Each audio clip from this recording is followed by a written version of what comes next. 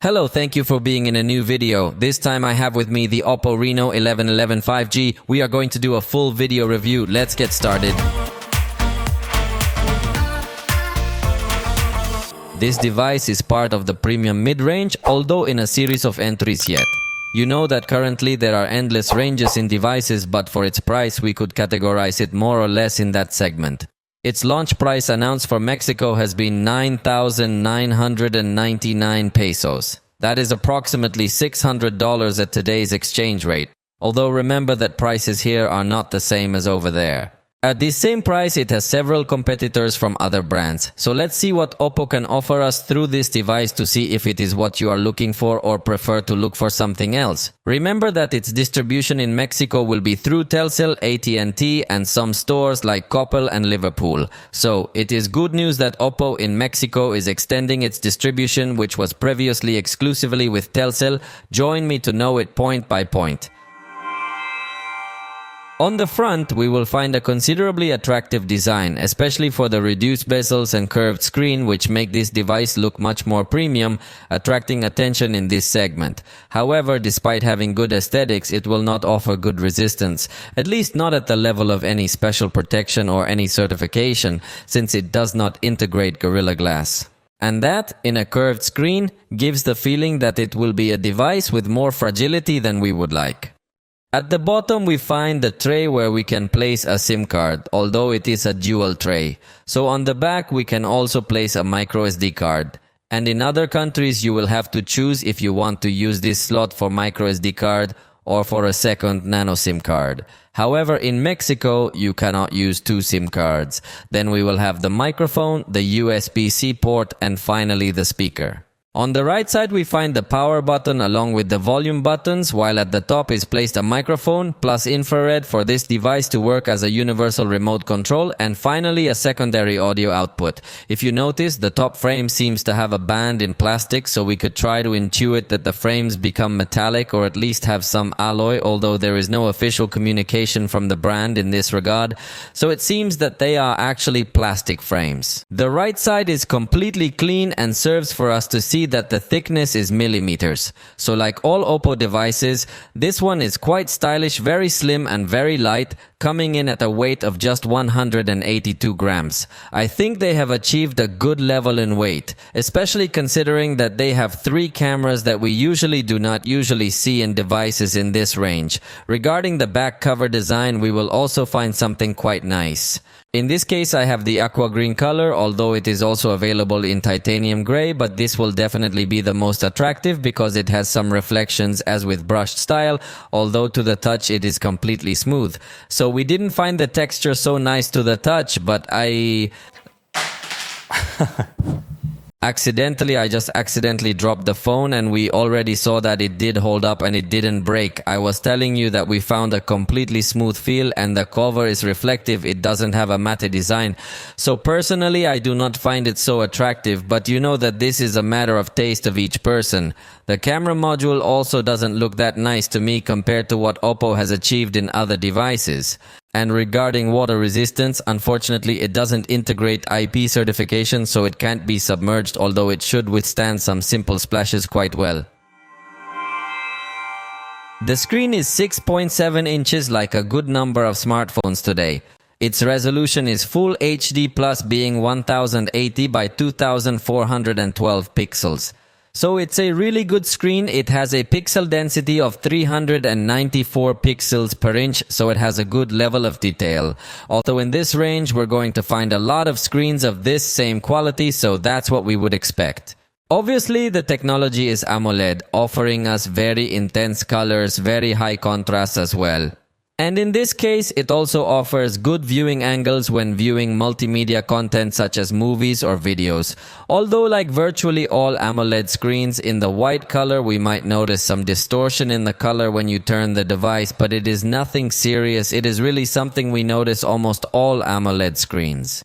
The truth of the case is that it is a screen with a good level of brightness, although it is not something so spectacular. In this case, it reaches 800 nits as maximum brightness, and the minimum brightness is also comfortable to use this device at night or in much darker situations. Obviously, we also find the dark mode and a care mode for the view that can be adapted over time automatically. You could also set it to grayscale, so it is a mode that can be functional for several people. This device also has 2 screen color calibrations in case you want more vivid colors or more natural colors.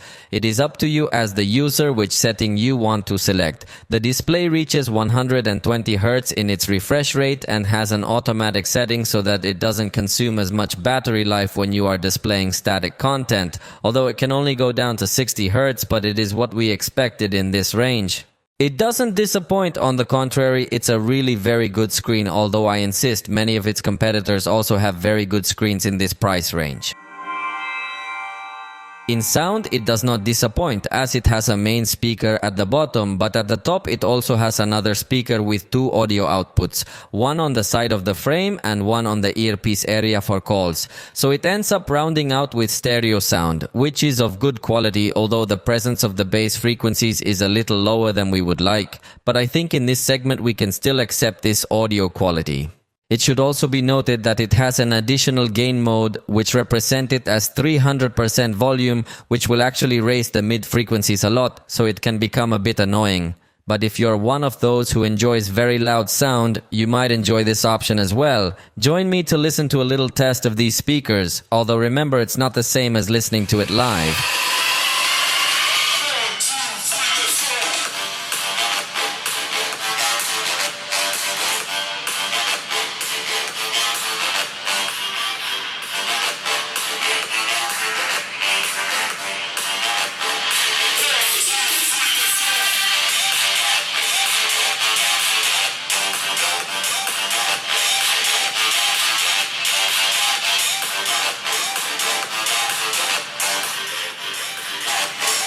As part of the software, despite not integrating Dolby Atmos, it does have an OPPO equivalent called Aurality Audio, which allows us to have some surround sound presets. However, it does not have an equalizer available when you do not have headphones connected. If you connect headphones and you are using the music preset, you will have a 10-band equalizer available, but it would definitely be much better to have this equalizer available with the device's speakers as well.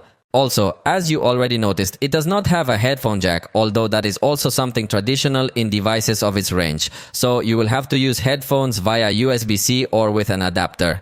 But if you plan to use wireless headphones, there is good news because it is compatible with the aptX codec, which offers higher resolution, and even better if you use headphones with the LHDC codec, which is also compatible because you will have even more definition in your audio. So, the good news is that it does support high-resolution codecs for sound through Bluetooth headphones that are compatible with these codecs.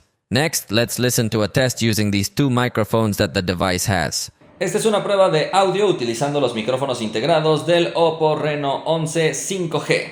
They are definitely of a good quality, even though there are only 2 of them, but that's about the norm in this range. Next, let's listen to a test where I use this device to record the sound system of my living room, sounding at maximum volume to see if there is any distortion.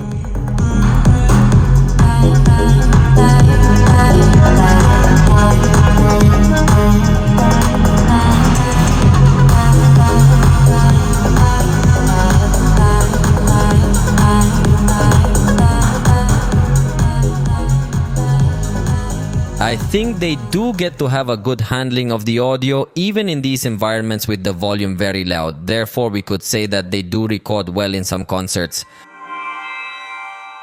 The front camera is 32 megapixels with a sensor that OPPO has used in many devices. The aperture is f2.4 and has fixed focus, so it is a camera that could get to stand out in resolution, but in reality, in the rest of things seems to be simple. It should also be considered that it does not do pixel fusion, with which it could greatly improve its results, but for some reason they have decided to remain without fusion. The camera has a quick access when the device is locked by double pressing any of the volume buttons, but if you're in any other app, you can't shortcut quickly into the camera.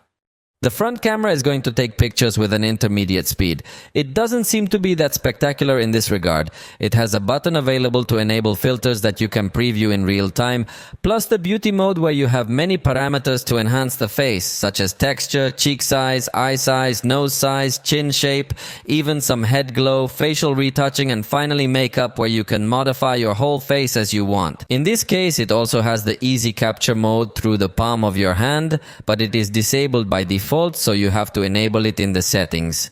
You could also enable tapping anywhere on the screen to take the picture, making it a little easier to reach out and take a picture when the shutter is uncomfortable. The level of detail of this camera is good, but the color representation is not so good. Notice how in this case the red color actually looks very pale, so I think the colors could use some improvement. And notice how even if you stretch your arm out, you're going to get a very good level of wide, and even though it has fixed focus, I think you still come out with a good level of detail. So for group shots it's fine because it's a wide camera, but I insist that the color rendering I think could be improved because you see colors a little bit paler than I would like. Indoors, the camera manages to have a good noise management and also manages to maintain a good level of detail, although it still has slightly paler colors than I would like. So the front camera doesn't convince me 100%. In backlit scenes, notice how the preview is very poorly optimized. It looks too burned, but fortunately the device has automatic HDR, so it is able to balance lights and shadows. Although again, some slightly overexposed areas are still noticeable, but the result in backlit photos I think could still be considered positive. In the evenings, we still appreciate the slight color saturation, so I wish it had a little more intensity, although fortunately it maintains the level of detail well if you have some nearby light source present. But if you're in some backlit night scene, which is an extremely tricky scenario, it doesn't manage to do as spectacular a job in auto mode, but superior to several competitors. However, when you activate the night mode is when you will notice a spectacular result, very clean in terms of noise handling and also with good level of detail, especially considering the level of difficulty that this photograph had. And in night portraits we will also appreciate a good result with this front camera. The blur effect is nice in the background part, although there could be some slightly overexposed areas. However, in this picture that I took during the day, we notice how it fails to keep the foreground in focus with respect to the objects, and therefore it does not seem to me a very advanced portrait photography. In addition to the fact that some areas are still very overexposed and the blur could be a bit aggressive. On the back we find the main camera of 26mm with 50 megapixels in its sensor and aperture f1.8, in addition to autofocus and optical stabilization.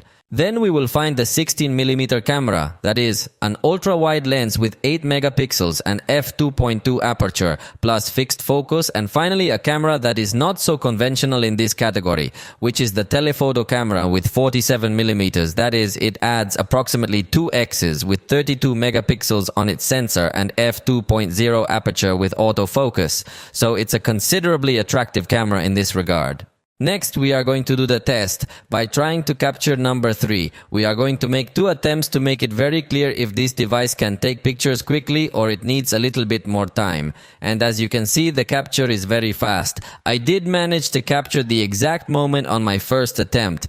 On the second attempt, it took me a little longer, but I'm sure this device can be useful for action scenes. And the burst activation is also quite fast, so I think it can help you capture the exact moment. Although it is the limit of 20 pictures, we would like it to be a little higher. Regarding other things, note that there are also the filters that we saw from the front camera as well as the beauty mode, although in this case only with a single parameter. If you tap on the screen, you can adjust the exposure and focus, as well as lock it for good. Or you can also enter the professional mode if you want to have more parameters available, such as ISO, which can go up to 6400. Also the shutter speed, which can go up to 30 seconds. Exposure compensation, focus and white balance are also available. In this case, the only thing you could get to do is to enable a histogram and also enable how you want the focus to behave. But unfortunately, you can't take pictures in RAW, so it's not really capable of having professional photography. For Smart Capture, note that it is not capable of scanning documents directly from the main interface. However, it does have a special text scanner mode so that it detects the edges of this sheet and does the cropping automatically for you. By default, it is just a cropped photo, but note that it has a special button to access more scanner options, and it has a color enhancer so that the photo looks like a photocopy and not just a cropped photo. So, it has several styles that you can select. Also, you can send it to print to PDF by simply selecting the print button, and in the additional menu is the option. The device does have a 50 megapixel mode that allows us to zoom in to do some cropping while maintaining good quality, and honestly it does seem like a good use of those 50 megapixels. So the level of detail in your photos can be quite high. In fact, the telephoto camera that has a 32 megapixel sensor also allows us to take a high resolution picture. So we have a very good quality in this regard. Outdoor pictures again seem to me to have slightly paler colors than I would like. Overall, I don't think I'm an expert in photo color management. The ultra-wide camera I think has slightly more accurate colors with this warm tonality, and even getting close to the edges of this photograph with the ultra-wide camera, we realize that this is a good quality camera that has no distortion or exaggerated chromatic aberration. And the telephoto camera also I think achieves good color capture unlike the main camera. Let me show you some pictures to test the zoom of this device. In this case, it is a photograph with 2x zoom, where obviously we are talking about optical quality due to the telephoto lens. Then you are appreciating a photograph with 5x zoom, where you still manage to appreciate a very good level of detail. It even goes up to 10x, with good detail being superior to the vast majority of its competitors that do not integrate a telephoto lens. In this case, the maximum zoom is 20x, although in this case it feels a little forced, but honestly the quality of the zoom is positive. I think this is one of its strongest points. Now I did a zoom test, also addressing other sections where there were letters, and I insist that the maximum zoom is also very good. Indoors, the ultra-wide camera manages to take a very clean picture with some graininess, but fortunately with good color saturation and good contrast. In the case of the main camera in this scenario, where there is not such a strong illumination, also has good color saturation, good contrast, and excellent noise management. The telephoto camera also has a good noise management, although in this case it is not able to appreciate as much detail as we would have liked. In fact, if we zoom in further, you will notice how this algorithm to reduce noise also reduces the level of detail, and it feels like a photograph with a pastel effect. In backlight, the preview doesn't look optimized, so it looks completely burnt out the background, which has highlights, but note that it does have auto HDR, so the end result is quite good. I think the shadow area comes out with good lighting, and the highlight area is no longer completely burned. In fact, it doesn't look too overexposed, so I really like the backlit photo result with the main camera. Although with the ultra-wide camera, the shadow area still seems to be very dark. However, it should be noted that even in these backlit scenes, virtually no chromatic aberration is revealed, so it seems that the ultra-wide camera lens is quite good compared to its competitors. Obviously, it does have chromatic aberration, but it's very slight compared against what we've seen in other devices at this price point, and even more expensive devices.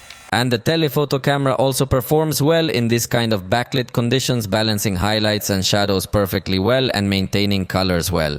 By the way, the moving pictures come out well with the ultra-wide camera, practically freezes the moment in the same way they come out well with the main camera, although it confirms the little precision that this camera has in the colors for some strange reason. And with the zoom camera we will also have a good result, although this one costs a little more to keep static objects, but I think the result is still positive. At night, with the automatic mode, the ultra-wide camera can suffer a lot to define well the objects. There is little level of detail and of course little balance of light and shadow, so I didn't like the picture, but with the main camera it can improve slightly, although it still has some problems in this type of scenarios where there is a very intense light source and some very dark areas. With the telephoto camera, I think is where we see a better result in this automatic mode, having better lighting in the darkest areas and better balance in the most illuminated areas. However, if you use the night mode, the ultra-wide camera seems to improve a little better, defining better the objects, although you still see little level of detail, but undoubtedly you feel a level of improvement, especially in the darkest areas where it does not appear so much noise. With the main camera and night mode, I think the result will be totally superior, having a better balance in these more illuminated areas and better lighting in the darker areas.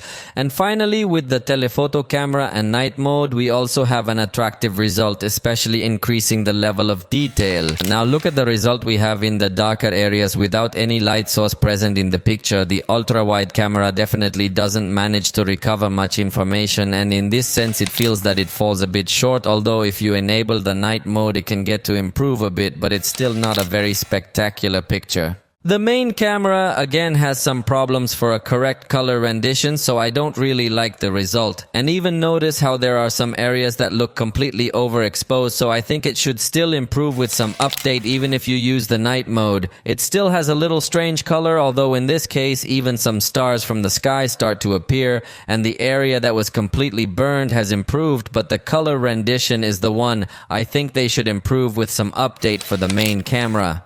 The zoom camera has a much better rendering of more natural colors, and I definitely like the picture even in this kind of scenes with a lot of darkness, and if you use the night mode with this camera, the result is not going to be positive, especially if the objects or people are moving, because you need a lot of stability to have a better photo. And I dared to do a much more extreme test that I usually only do to the high-end devices and see how the preview looks completely dark, and this is the result we have in automatic mode, a photograph that manages to more or less recover what was present, but not in such a spectacular way. However, if you use the night mode that you must enter manually, see how it improves in a very important way. The result, although it does not have as much detail, but believe me, it was a super difficult photograph by the low lighting that was present.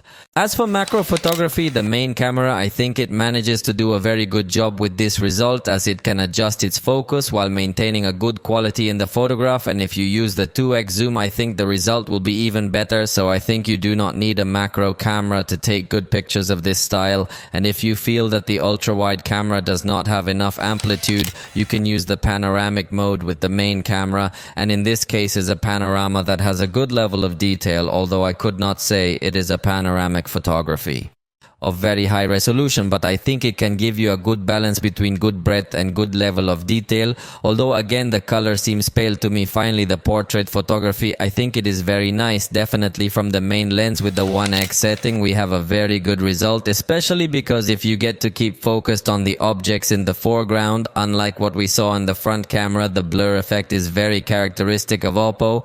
Personally, I do not really like how it looks by day, but at night, believe me, it looks spectacular. And something I like is that obviously it will let us use the 2x lens for these portraits, so we have a much more natural perspective and more pleasant in this type of photographs, so I think portraits are one of its strongest points.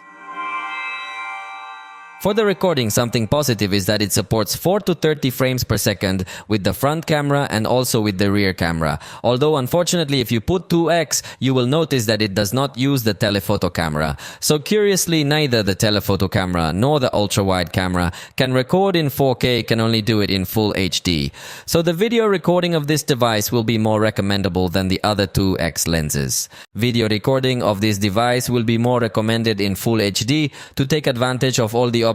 We'll also find the color filters, although in this case we cannot preview them in real time as if we saw in the picture, but it is a lot of effects. Also will feature the effect of facial retouching with a single parameter, and when you start your video recording we will have a convenient slider for zoom. However, we do not have quick shortcuts to access the ultra-wide lens to the main lens and telephoto lens as if we see it in other devices, so that can become a bit annoying in the video recording interface. Also, we'll have the button to take pictures, to pause and resume the content, and finally to turn on the flashlight, and finally to turn on the camera, the content.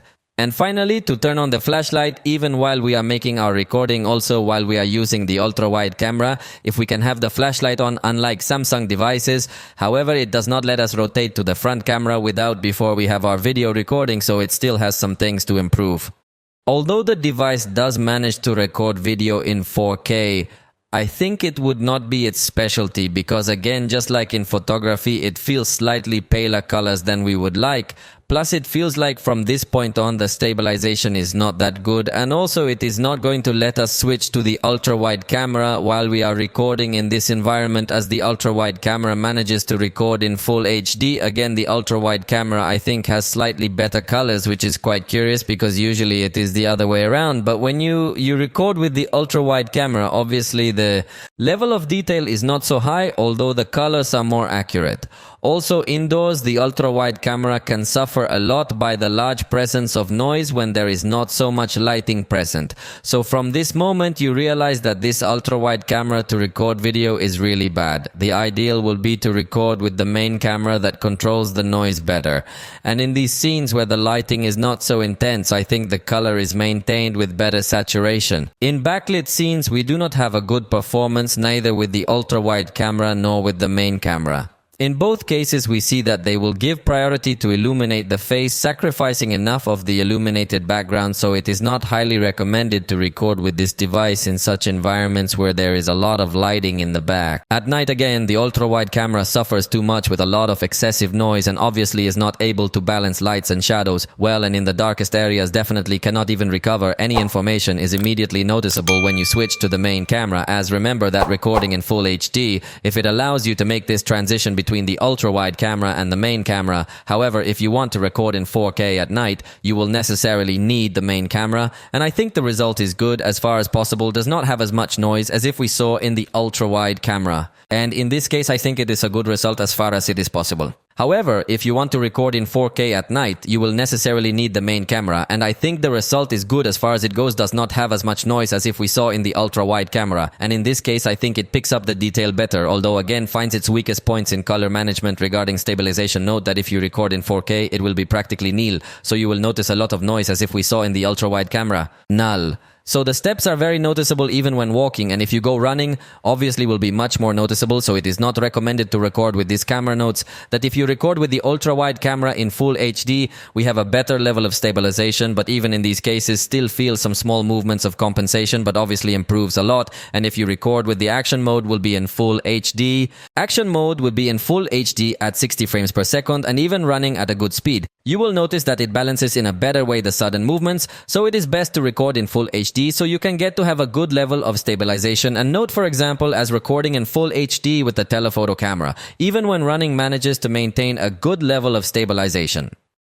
Curiously, this device, if we allow video recording with this portrait mode, but unlike photography in this case, is not able to keep focused on the objects in the foreground, only the bodies or faces, so it is not such an advanced result. If there is much movement, will be noticed immediately that it is a very artificial effect. In addition to that, it has very good stabilization. Something curious is that it allows us to apply zoom while we are recording, but obviously we are talking only about digital zoom, and in this case you will also notice that at the time of approaching or moving away from the camera will not change the intensity of the blur, so the result looks extremely artificial, and it is not so advisable if there is much movement.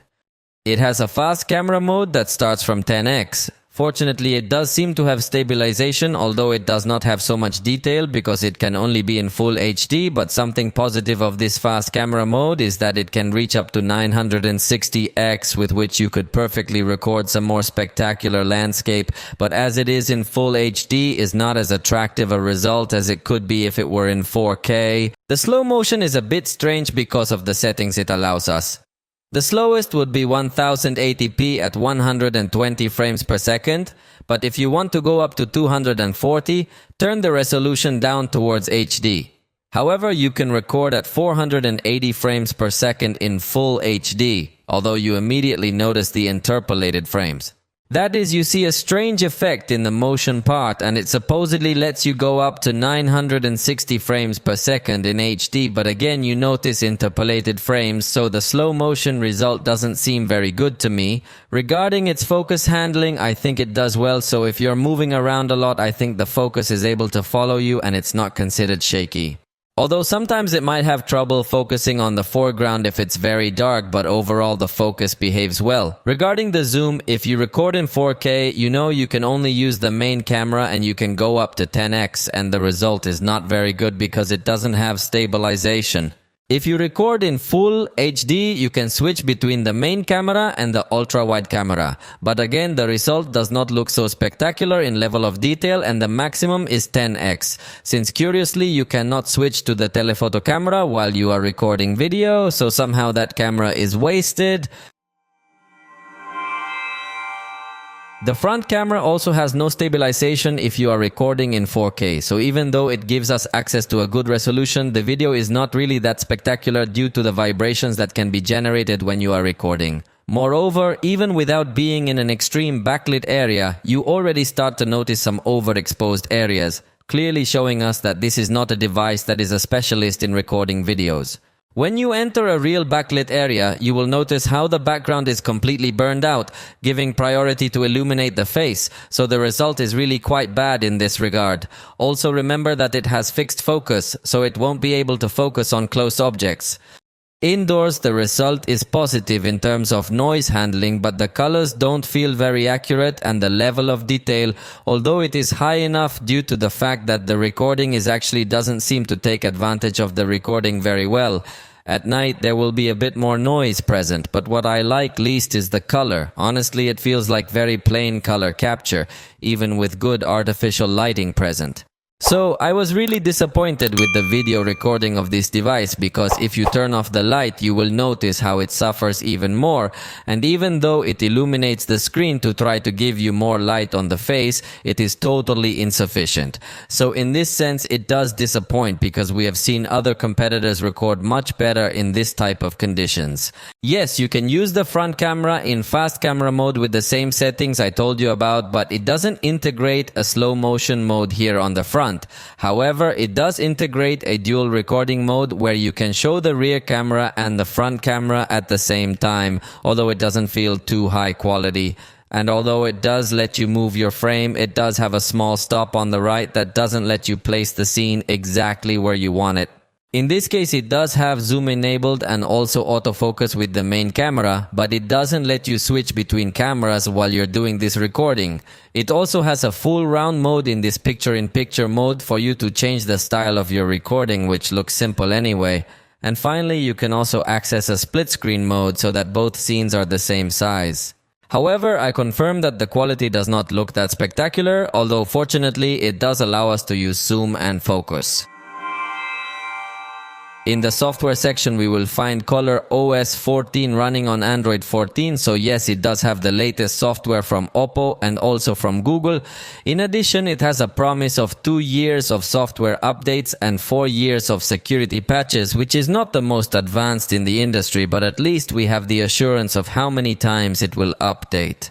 So I think in software it gets to deliver halfway. We would like a more extended policy of updates, but at least it's a fairly stable and well-designed software. In this case, OPPO adds some special customization features. For example, we are going to find the always-on display feature, which is going to allow us to have some covers while our screen is locked, so that it keeps showing us information such as time, notifications, and some other covers in different styles.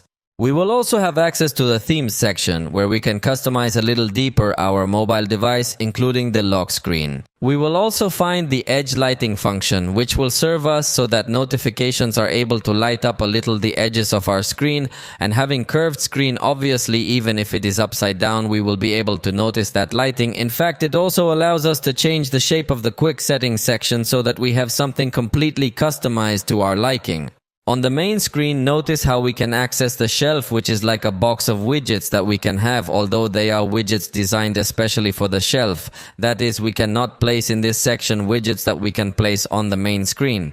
So I think it could improve. It is a good idea to have a compilation of widgets and has a good catalog of system widgets, but I insist, ideally we would also have access to the same catalog of widgets that we have available throughout the system. Something that I personally do not like is that by default, the background of the lock screen is constantly changing, and it bothers me because sometimes artists appear that I definitely do not like, and it is something very strange to see your device with this excessive level of customization that you did not choose. This feature is available on several devices, and this one from OPPO is no exception. As you can see, you can also switch between all these wallpapers to choose one that you like, but the detail is that it keeps changing constantly. For example, if you are a fan of Messi, you would not like to see Cristiano Ronaldo on your wallpaper.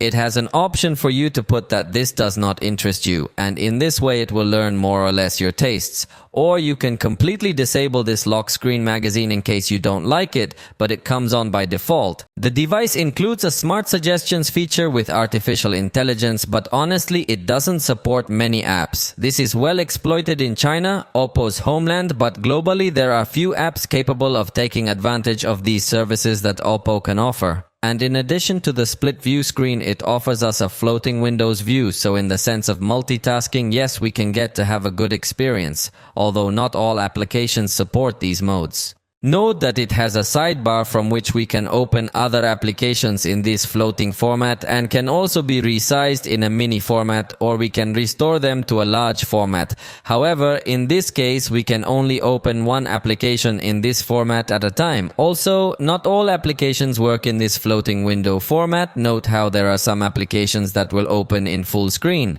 So the experience is still not very rewarding, but at least WhatsApp and some other messaging apps do support this. In this same sidebar, we find a temporary file storage, which is a kind of clipboard. In addition, we are going to find a shortcut to recent files, so it can become useful also when dragging and dropping content. For example, in Gmail email, if you want to attach a picture you recently took, it's pretty easy to drag and drop. So that productivity tool can be very good. It also has a quick return feature, which is supposed to sort of minimize the content, but again, few apps support it. So OPPO is one of those brands that offers very good options in China, but globally it needs improvement. The device also offers gestures with the screen off to quickly access functions like the camera, turn on the flashlight, or any app you want. Obviously, you have to learn which shortcut opens which app for it to be useful. It also includes other gestures such as taking a screenshot by swiping 3 fingers down, and also has air gestures. This is uncommon, but in OPPO's case it is available, for example, to slide in a scroll on your social platforms. So it can be very useful to simply use your hand to make these gestures to jump between one video and another, as you may realize. Especially if you tend to watch videos while you're doing the dishes or something where you can't touch the screen. So, it's definitely a feature that few devices integrate. I don't like the one-handed mode because it's iPhone style. You just slide down half the screen, but it's hard to reach the items on the other end. And note that it has an option for tweaking the look for video calls, but there is no compatible app at the moment. Confirming once again that OPPO offers good options, but outside of China you can't take advantage of them yet. Another positive thing is that it has the IR remote application where you can configure your TV or any other device that has infrared control so that your cell phone becomes a universal remote control. It also has the Relax application that will allow us to listen to ambient sounds to sleep or relax depending on our tastes. And finally, it also has the Zen Space, that is a kind of relaxation mode with which the device will be blocked in virtually all its functions to avoid your distractions and achieve concentration. Note that within the gallery we can also press and hold on a person to save this image, although at the moment it cannot be used as a sticker. And if you select several photos, you can also press the Create button to create a GIF or a collage without having to install external applications. In the photo editor, we will also find an object eraser that can be useful, although it is completely manual.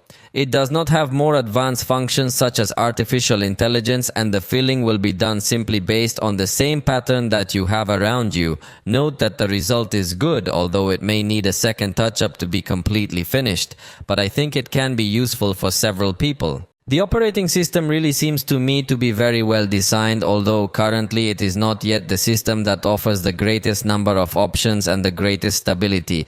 But I think it is on the right track. Just something I want to point out in terms of experience is that on some occasions, some applications could take advantage of a kind of capsule that comes out minimized at the top. So if you hold down on them, more options pop up.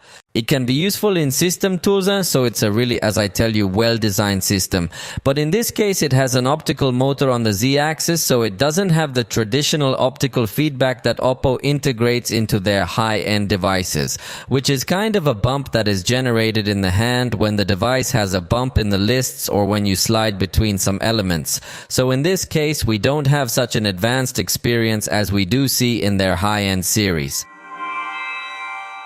The fingerprint reader that is integrated into the display is optical. It is not exaggeratedly fast, but it definitely gives you a more modern look. It also brings support for up to 5 registrations, and its operation is definitely going to be correct. Taking advantage of the fact that the fingerprint reader is inside the screen, note that you can also change the unlock animation if you want to customize it completely to your liking.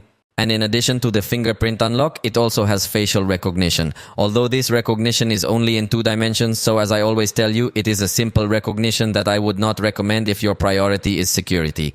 Still, you can tell it if you want the eyes to be open for unlocking to take place and if you want to improve the lighting with the screen. But back to the fingerprint reader, it also has quick launch where you can set some apps that you want to have the quick shortcuts. They can be direct shortcuts within the app. For example, you could directly open the Amazon shopping cart instead of just opening the Amazon app. Or you could directly open the option to compose an email instead of only opening Gmail, but you can also directly open apps in case you want to do so. And it's a tool that can come in handy. You simply hold your finger after unlocking to slide to the shortcut or app you want and then release for the action to take place. And if you want to maintain a comfortable experience when unlocking your phone, you can enable Google Extended Unlock. This way you can register trusted places or devices so that in those environments your device is not constantly being locked. The included password manager is the one from Google, but as you realize, as it happens on other devices, it doesn't seem to work quite right because it doesn't completely fill in all the fields. Fortunately, it did verify first through my fingerprint or facial recognition that I am the person trying to enter the password. And notice how when you open some shopping apps like Amazon, it tells us that you are in a secure environment to make your payments. Within the file manager, we will also find the secure folder feature, which in this case is called Private Safe. You can access it either by facial recognition or by your fingerprint reader, or you could also get to use a pattern that can be different from your lock screen. You also have the option to lock apps so that you can request a second verification before someone can open an app you want. And in the same way, you can hide applications or completely clone the system so that they are 2 phones in one, each system with its own applications and its own files. A very useful feature in conjunction with facial recognition is the intelligent hiding of notifications. This way, if it detects that you are not the one viewing the cell phone, notifications will appear hidden. Although it requires a new facial registration, but it can be convenient for certain people as well. In this case, it does make you that the registration is from different angles so that it is also able to detect when there is a person next to you. OPPO also includes a child mode. In case you want to lend the phone to a little one, you can determine which applications they will be allowed to use, how long they can use the phone, and even if you want to enable some other things like a light filter or a position reminder to prevent them from having a bad posture. Or also an alert in case they are using the cell phone in very dark conditions. So, this is a completely safe environment where children don't have any risk of entering other areas of the system. And to log out, obviously, you need to first verify through your fingerprint. In the security center, you'll also find a malware scan in collaboration with Avast, so you can get to have this confidence that you have a good level of security. Although if you do happen to lose your phone, you're completely dependent on Google's own implementation and its network to find devices, which is still not the most advanced thing we see, but at least the tool exists. We'd like to see OPPO launch its own tool though. Just like the digital wellness section where you can analyze your time consumption on certain apps and set yourself limits for going to sleep and other things, or also manage your children's cell phones to set limits for them. And finally, as I always remind you, in matters of security and emergency, you can press the on-off button 5 times to launch an emergency call. The battery is 5000 milliamps, but believe me, it doesn't work as well as it should. It gives the impression of being a smaller battery in reality. Since I did my usual test, and you know I run this battery drainer, and in the foreground it reached just 3 hours with 12 minutes. That's a pretty low time, and having this app running in the background while watching videos, it got better and it reached 4 hours and 8 minutes, but it's still a little bit lower than we would like. I don't think it really stands out in terms of battery life. Fortunately, it does include a power saving mode that can help you in the day to reach more time, or you can also enable a super saving mode that on emergency days could also restrict all kinds of activities to leave only the most important. The charger included in the box is 67 watt SuperVOOC, so it's a very good experience because it charges quite fast, and the good thing is that it's still included in the box. In this respect, it outperforms several of its competitors. Also, it charges quite fast. In 15 minutes, it recovered 38% of the power, in 30 minutes 66%, and the full charge it finished in less than an hour. So it's definitely a super good experience. So it somehow manages to compensate for the fact that the battery doesn't surprise me in duration, because with a while that you put it to charge, it recovers a good percentage.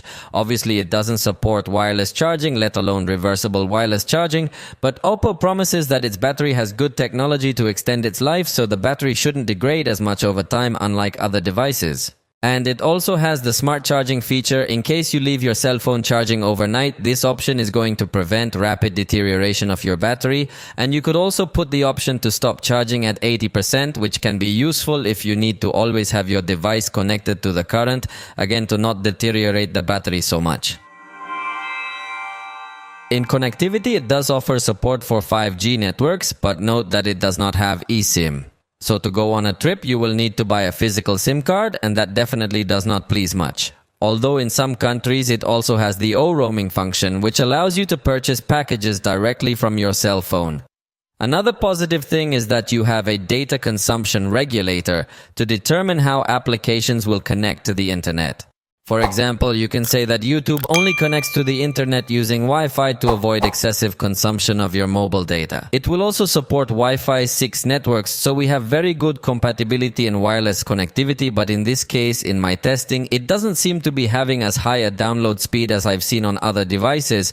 While obviously that can vary at certain times and slowly creeps up, it looks like the Wi-Fi connectivity experience will be good, though not spectacular. It also has Bluetooth VA for good stability with your accessories, and it also has NFC, so you can make mobile payments using Google Pay or some other app.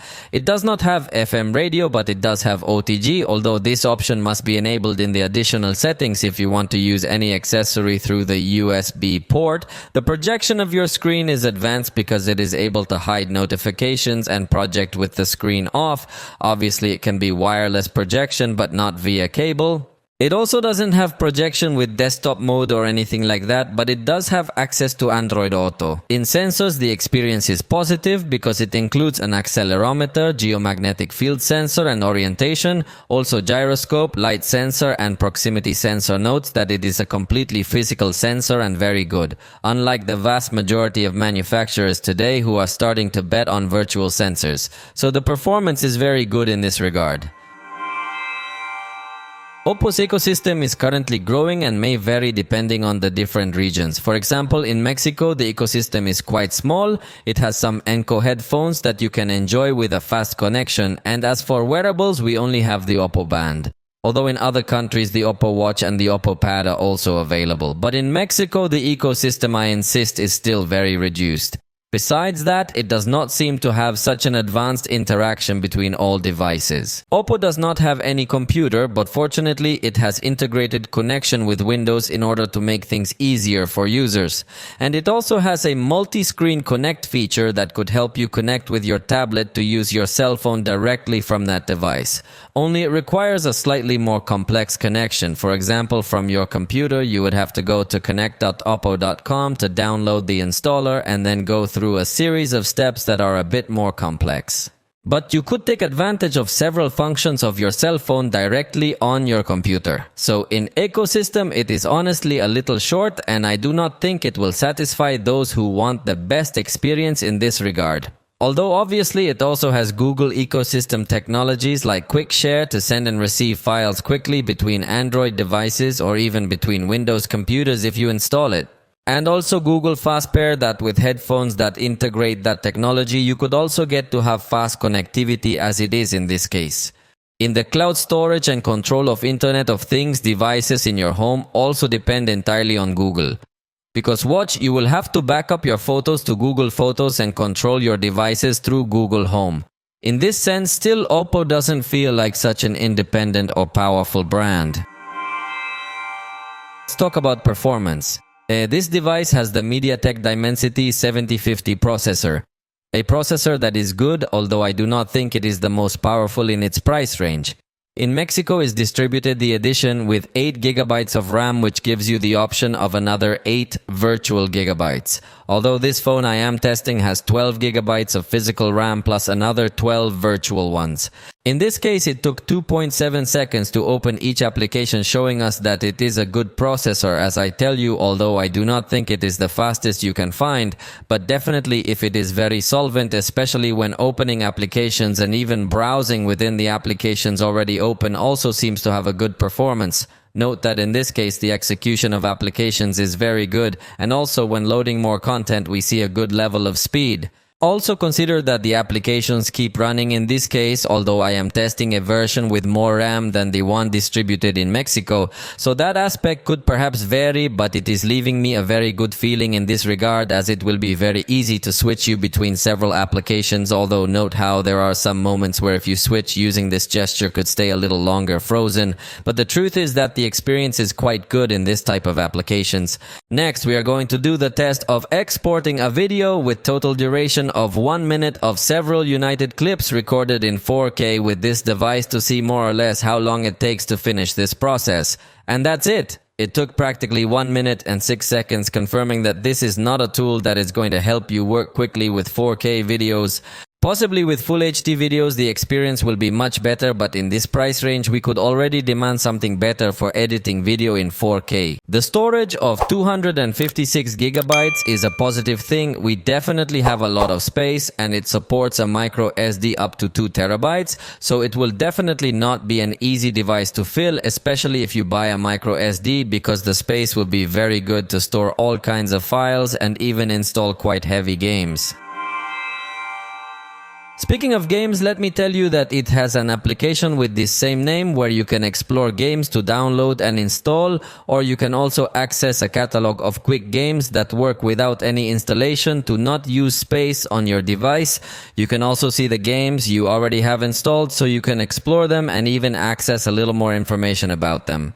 And note that when you open a game, the special game engine is enabled, where we will be able to select the performance profile we want to have. In addition to having control of our media player, we will also have direct access to some applications in floating window to answer any message without leaving our game. We have control of brightness. We can also activate a championship mode that will prevent us from all kinds of distractions or things that can spoil our experience when we are playing, to not have any interruption.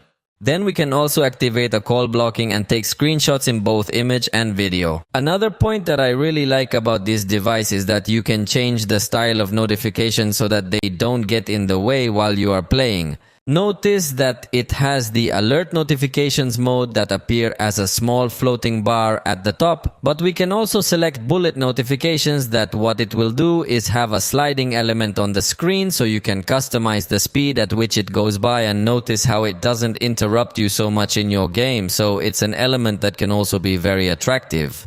You can also enable network connection optimization, screen touch response optimization, you can lock the orientation, and you can also cache this game so that next time it will run much faster. It even has some filters compatible with certain games to change the color representation of the screen while you are playing, and it also has a voice changer so that when chatting in games that support chat, your voice is heard differently. And finally, we have a system status monitor that shows us the frames per second, GPU consumption and CPU consumption, and we also have an option to dim the screen so that it is not consuming so much energy while the game is downloading content. So as you can see, it has a lot of tools to improve your gaming experience, and in this case, I think it can be a positive point. In Call of Duty, by default, it gives us the average quality at a very high frame rate. However, we can also go up to a high graphic quality, but if we want to go up to the maximum frame rate, the graphic quality will drop. So you must give priority to one of those two things.